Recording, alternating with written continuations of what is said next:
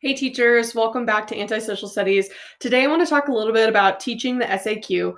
The SAQ, I think, is one of the most maybe deceptive parts of the AP history curriculum because it seems really easy, and yet it's the part that the students trip up on the most. And I think that's because students understand how to answer a multiple choice question. You pick A, B, C, or D, and they kind of know what a 4 or 5 paragraph essay looks like. But the SAQ is somewhere in the middle, and you're going to get students who are either going to write like 3 words or they're going to write an essay. And it takes kind of the whole school year, at least for me, to like use my little bumpers on either side and get them writing kind of the right amount somewhere in the middle. So really quickly, what is the SAQ? It's the short answer question. Basically, each SAQ is kind of one set of 3 little mini questions that are all related to either a similar topic or sometimes they're tied to a specific stimulus. So in the past, the AP World History exam, they've told us that one SAQ is going to be based on a primary source, one will be based on a secondary source, and then the last 2, where kids get to choose one, has no stimulus at all. It's just kind of all 3 of the parts are just sort of based on the same general topic. And so they have to answer all 3, A, B, and C, and then zooming out, they'll answer 3 SAQs on the AP exam for a total of 9 little like mini questions.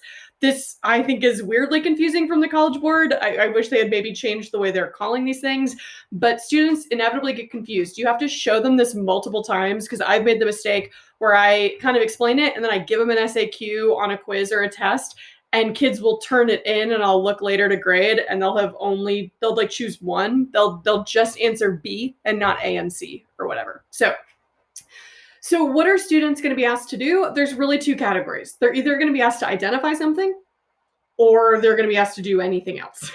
And I would simplify this down. I made the mistake when we first introduced the SAQ a little while back in the AP curriculum of like breaking down every possible verb, like what does it mean to describe, to compare, to explain.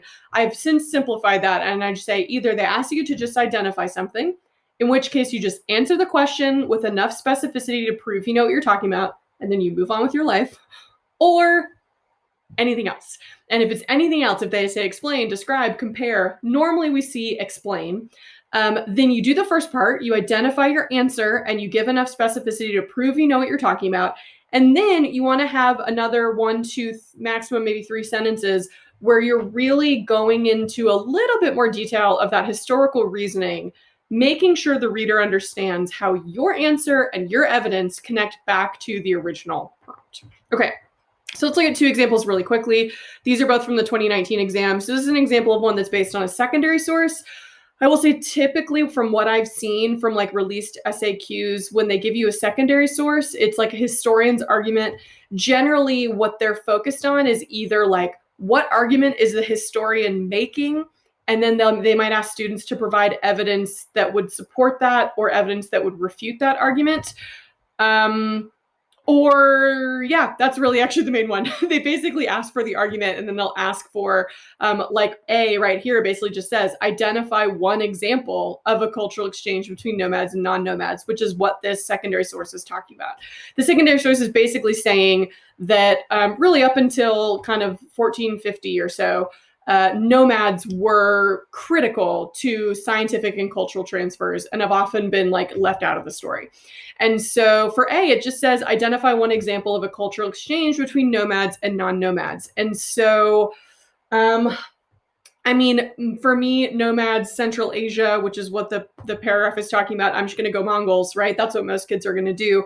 So all you would have to do for A is say one example of a cultural exchange was that when the Mongols would conquer a place, they often would assimilate to the local religion. Now, I've identified the answer, but there's not enough specificity yet, like because I haven't named a specific religion or something like that to prove that I know what I'm talking about. And so I would add one more sentence where I might say, for example, in the Ilkhanate, the Mongol leaders often converted to Islam. Boom. You don't have to explain why they did that. You don't have to explain how they did that. Nothing. You just have to identify that they did that. And that's an example of a cultural exchange. B is the same way. They say, okay, for 1450 to 1750, identify one development that changed the role of Central Asian nomads in exchange. And like, I mean, the obvious one would be the discovery of the New World, right? And the incorporation of like the Atlantic Ocean. So I might say one development that changed their role is the discovery of the New World, because the Atlantic and also the Indian Ocean trade networks became relatively more important. Their role as land-based traders decreased, right? And so I'm identifying something specific enough, right? We've discovered the New World, and so the Atlantic Ocean is now kind of where it's at. And then I'm making sure it's clear that like I know what I'm talking about, of like I still have to kind of answer it and say, well, that kind of decreased their importance in trade. Boom. The last one is the only one that I might want to do more than 2 sentences on. So it says, explain one cross-cultural exchange that would challenge the assertion in the last sentence of the paragraph, blah, blah, blah. So this is another thing that students will be asked to do, and it's something that you have to get them doing throughout the year, is whenever you show them a historian's argument, ask them to argue with it. Don't just say like, what is their argument and what's their evidence? Say, do you agree with their argument? And most of the time they'll say yes, because they just trust historians or they just don't want to think about it too much. So force them to say, what would be one counter argument to this? What would be one piece of evidence that would go against what they're saying? Because that's also something that comes up a lot in the SAQ. So the last sentence says, pastoral nomads were the chief initiators, promoters, and agents of this exchange between East and West in the 13th and 14th centuries. So he's obviously kind of referring to the Mongols, but we want to think about what's one example of a cross-cultural exchange that wasn't initiated mainly by nomads. And so I might talk about, if we can do the 13th and the 14th centuries, I might say, well, before they were conquered by the Mongols, the Abbasid Caliphate centered in Baghdad also was a chief initiator of exchange. The Caliph, he would invite scholars from all around the world, from India, Jews from Europe, people from around the known world to study in Baghdad at his House of Wisdom. These were all sedentary civilizations and societies that were still promoting cross-cultural exchange and innovation in the 13th century, right? And so that's a little bit more detailed. I'm really kind of explaining like how the Islamic Caliph first establishing he was sedentary, and describing like how he facilitated cross-cultural exchange. And then I'm using something specific by talking about the House of Wisdom. Cool. I'm going to go through the next one more quickly. I just want us to see that, right, there's not always a prompt, so make sure your kids know that. Make sure your kids know that there is going to be one, and they'll have a choice where they just have to answer the question, and they don't get any prompt to sort of, you know, give them some hints. And so again, it's like if they say identify, then you just sort of say what it is. So identify one economic change from 1750 to 1900 that led to the formation of new elites. I would say industrialization in the West led to a rising non-land owning middle class. That was a really terrible sentence. But I would say industrialization led to a rising middle class that didn't have to own land. Boom. I don't have to explain it or anything like that. But explain one way that traditional elites remained powerful in that period. I might say, well, traditional elites still utilized forms of coerced labor. For most of that time, enslaved labor in the Americas made the plantation class in the American South continue to be elite, even with rising industrialization and rising trade and a middle class in the 1800s, right? So the explain go in a little bit more detail. They really kind of have those causations of like, you know, because of this thing, it leads to this other thing, despite this thing going on. All of those are using kind of those 4 C's of like causation or comparison or context, whatever. Okay, so how should you introduce the SAQ to your students? Not the way I just did it to you. Y'all are teachers, but the way you should do it to your students is like pick a non-history topic to do, and maybe pick many of them to do, because the hardest thing is for them not to, answering the question isn't the hardest thing. Figuring out how much to write is the hardest part of the SAQ. And so you can do that with non-history topics, and it's way easier because kids aren't getting confused trying to think about what a like sedentary society in the 13th century was. So the one I did this year was about quarantine, and I did stuff like identify one way that the internet has made quarantine more enjoyable. And I would have students in my chat, because we're on Zoom, would say things like, one way it's made quarantine more enjoyable is there's more entertainment. And I would say, okay, great, but like you need a little more specificity. What kind of entertainment? They say, like streaming services like Netflix. Boom. There you go, right? They don't have to explain why Netflix has made quarantine more bearable. They're just saying this is something the internet provides, Netflix, and I'm telling you that it's made my quarantine more bearable. Boom.